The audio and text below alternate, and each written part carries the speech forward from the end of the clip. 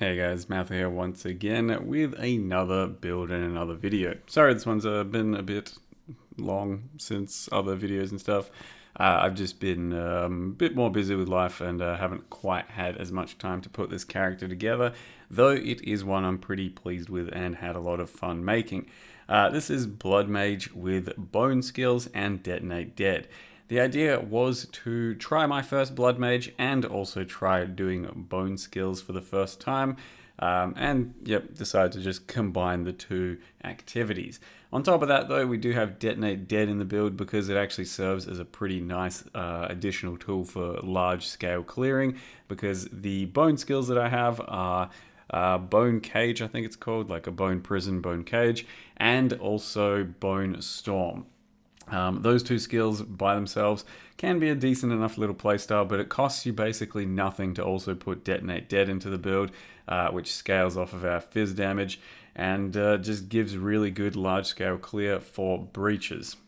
Outside of breaches, I don't really use Detonate Dead too much, but realistically, you could just make this kind of a two-step process, Detonate Dead, Bone Prison style build, because Bone Storm itself does have a little bit of issues in getting it up and running. So what Bone Storm is it's kind of a channel to initially get a bunch of projectiles and then unleash them. And it has some clumsiness around it because you need some extra proj to make it channel up faster. You need lots of channel speed or cast speed so it channels quickly. And then ultimately, it scales off of power charges for extra explosion sort of area stuff, which is another thing that you have to kind of take care of for overall clear if you're going to use it. Without the power charges, it doesn't really matter. You can still just do it as good single target damage. And I've tried to accomplish that with doing some ricochet and chain sort of tech once again, which seems to be the sort of norm for almost every single projectile build I've done this game so far. But the idea is that all of those splinters that you fire up will eventually hit the boss because they are ricocheting off of the ground, and thus nothing you throw out actually misses. Even if it misses, theoretically, it should end up hitting. So you're getting full value for your projectiles. At least I think that's how that's working. So Bone Cage is our clear in this situation, but it also does pin and then generates power charges, which gives us the ability to use Bone Storm at a greater sort of AoE potential. Otherwise, we could just Detonate Dead. So overall, it's gone pretty good, I think. It's a decent playstyle. Blood Mage has been okay in it because we do scale life to try and get as much life as possible, and then use the crit damage node for a bit of extra damage. Overall, it hasn't really felt like Blood Mage has been that good though, because I don't get that much crit damage from that ascendancy, and aside from that, all that's really happening is I'm getting a bit of extra life from my chest piece, which I'm then consuming because of the absurd life costs on my skills. Once you start scaling these skills with plus gem levels, the mana costs and then the life costs start to go pretty insane. So I think a better version of this build is probably something like Infernalist and going low life and scaling crit damage that way. Or you can even do other things like Stormweaver and Scale Arcane Surge and Shock and maybe even Archmage. Overall, I do think this one's a bit clumsy with the life costs. So I've managed to make it work. I'm almost level 90. I don't die very often, but I have plenty of close calls, and bossing gets a bit uncomfortable because, like I said, the life costs get fairly insane, and you don't exactly keep picking up that many globes for overflow, so rarely am I at like 7k life for the overflow. Instead, I'm usually more at like 4k, and then bringing myself down to not even full life measures, because my Bone Storm costs 500 life to channel. My Bone Prison, I think, is like 300 life per cast. And without the actual spell leech node, I don't really have the best way of recovering my life except for just using my life flask. So it's a bit messy. Like I said, I've made it work and it's okay, and you could probably do the same. but you will notice the friction of the life costs, because solving the mana costs isn't the biggest deal. You just, stack a lot of mana and a bit of regen. And also I'm using Eldritch Battery, so that's kind of fine. But then the life costs become pretty fucking annoying. Like, it's still doable, it's just annoying. Where in a world where you could be not a Blood Mage, you could just scale some other damage, which isn't a huge amount that I'm getting from Blood Mage. Instead, you just don't have a life cost, and hey, that sounds pretty terrific. So all in all, bone skills I think are solid enough. They're probably not great to start with without any like nice gear, because your wand and your focus are pretty important for plus levels and cast speed to get a build like this feeling good. Otherwise, yeah, I do think the bone skills have potential. There's probably more coming in the future as well. And Detonate Dead seems to be pretty damn good. Like, scale a little bit of area and it's damn near screen wide clear, and it can be like packing quite a big punch when scaled off of corpse life and then your physical damage in turn as well. Overall, pretty positive experience with this character. So with that, I will go ahead and show you how I built the character up to this point. So here we are, level 89, Blood Mage, Darude Bone Storm. I think that's pretty self-explanatory, because I did want to make a Bone Storm character. So that's what Bone Storm looks like. Wind up all these splinters, fire it off, and then they do some damage. If they're empowered by power charges, then they do a big kind of like blue explosion, and that's what can be scaled with area and area effect, etc. It doesn't seem to help single target it in any way, I don't think, so we don't really have to care about power charges for single target, like as far as I can tell anyway, because yeah, from some of my like boss killing, I've been like trying to, bone cage, get some power charges, then bone storm. Whereas ideally, I'm pretty sure for our single target, we just keep chaining bone storms and then just get better damage. But I've been kind of weaving in my other stuff, and I think I've been doing it wrong that way. In any case, that's currently what it looks like. And then I'm also using bone cage, and we use astral projection so that it can go wherever we want it to go.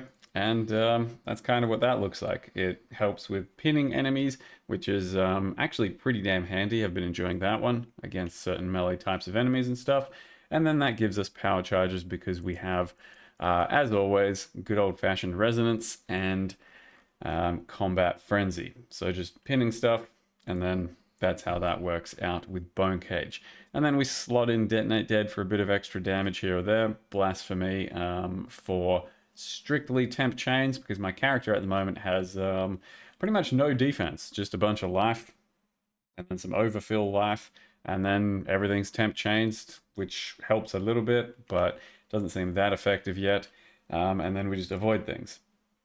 So that's kind of how I built the character. So we are scaling physical gem levels as much as we can in various places.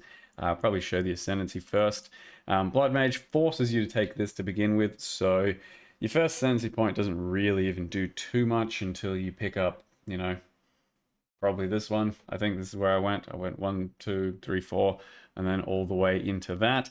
And then we get big energy shield as life. Like I said, to just make things a bit smoother, for sustain, you probably want this thing, but then you are either missing out on that or that, which just, I don't know how to make that decision. So, yeah, because if we're doing this, then our Ascendancy essentially gives us no damage, and what the fuck is the point? Like, so yeah. In any case, that's currently what we did, and that means that these are my costs at the moment. Bunch of life, bunch of mana. Likewise over here, Bone Cage 250, and we can still get them even higher levels as well, so yikes. So that's what we've got there. We've got +4, it goes up to +5 on wands, I think, so you can have even more damage there. Wands can also have crit damage. They can be pretty damn spicy, so this one's, I don't know, like 100 exalts, nothing too crazy, and this thing I bought while leveling, which was like, I don't know, 20 exalts at level 40. It's hard to do much better than that anyway, so I haven't really replaced it up till now. Though you can get a big staff that will, possibly do better than this as well, but that's currently my setup. The other important thing is Snake Pit, so then we have our Bone Storm chaining to enemies, or forking. Forking is what we do. Yeah. Fork is what we're doing there because of the splinters that then chain, splinter, and ricochet as well. It still seems to work out. So that's what we've got there. And then we're just trying to get cast speed wherever we can. So cast speed on a ring and yeah, big cast speed then and there so that you can actually channel up your Bone Storm pretty quickly. Everywhere else is just a bit of, life, res, etc. as we need. I've got a max roll planner for the whole gear set if you want to see it. But in total, I probably only spent like, 3 or 4 divines for the character. It's nothing too crazy. I think it can go quite a bit larger. So I'll just show the passive tree real quick before the gems. I was trying to focus on some cast speed, but then also just all the fizz and crit damage nodes and stuff across the tree. Because the bone skills by default have 15 crit, so they are very crit heavy. Went over here for area. This is pretty damn important for break armor. With this like little trajectory, these 4 nodes, you break armor on enemies instantly. So it's pretty damn powerful compared to conventional armor breaking from like warriors and shit. And then we have Eldritch Battery for all of our mana needs. Yeah, that's pretty much just more crit and stuff. I have a Against the Darkness here, costs 1 divine for 1% life per little notable. It's really not that good, but I thought I'd try it for the first time, so it gives me 300 life.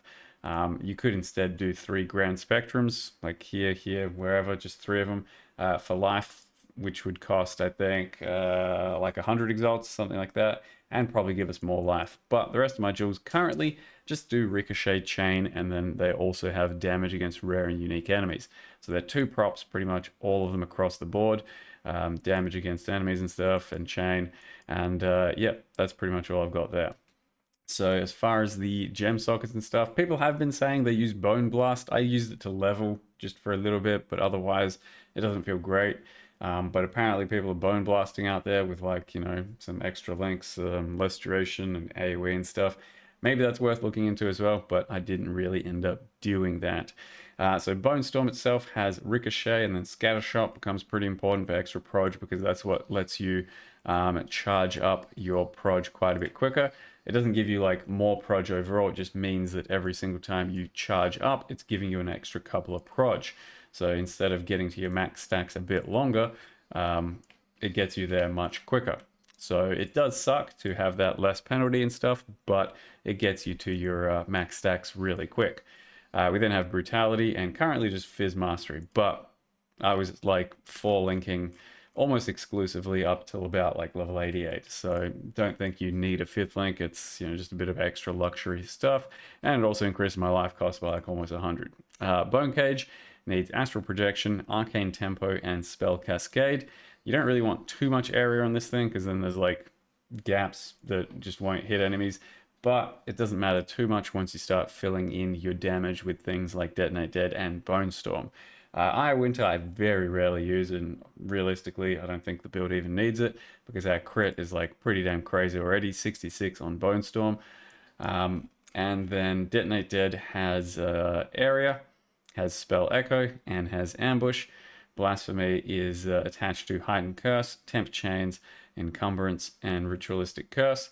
And Combat Frenzy, as always, Profusion. And then it's got some extra bonus stuff, Cannibalism and Clarity. And I think that's about it for that entire kind of guide thing. You can, in the offhand, have Sigil of Power, but I have not used it a single time because it's a bit clumsy, and then also consuming that much mana is actually pretty hard at this point. It was a lot easier before I spec'd into Eldritch Battery, and if you instead just have more mana regen, but I kind of needed that because my mana costs were going pretty absurd and I wasn't enjoying pressing a mana flask as often as I had to. Yeah. So that's pretty much it. Bone skills thing, pretty successful. As a Blood Mage, though, it doesn't feel terrific, I don't think, just because of the life costs. That's pretty much all there is to it, just the life costs. Otherwise, kind of a cool little Sensi. This thing was fun to have for a bit of extra survivability, and, all that extra life is cool. But these life costs are fucking insane. So, yeah, there you go. First Blood Mage, first Bone Skills character. I think we might be able to do better next time. But for now, I was pretty happy with that one. So there it is. Thank you very much for watching. See you guys next time.